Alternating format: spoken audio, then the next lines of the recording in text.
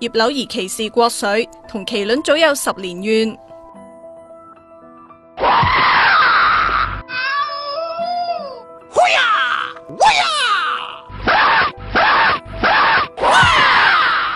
葉劉淑儀年初2咧就俾隻麒麟 KO 咗，細估唔到，尋日去到年初5，葉劉自己咧仲主動攞翻呢件事出嚟講喎。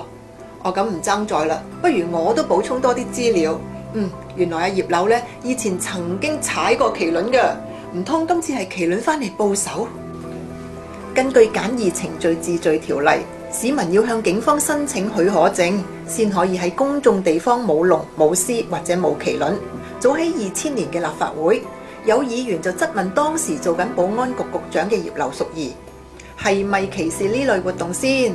葉劉就答話：呢類武術活動有獨特嘅背景，通常一定有耀武揚威嘅成分，有時仲要搶青搶花炮，用木棒清路，會對社會造成滋擾，亦都有人會透過舞麒麟要人哋封利是。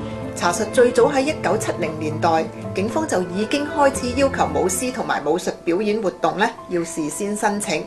後來1981年正式通過法例，凡係喺公眾地方舞龍舞獅或者舞麒麟，都要同警方申請許可證。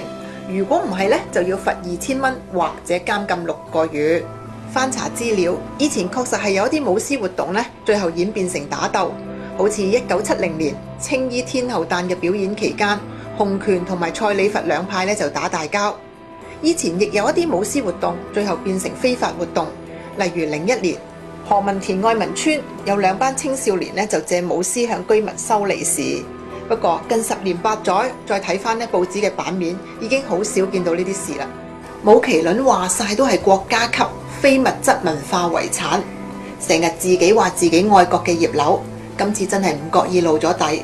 你係咪真係咁愛國粹啊？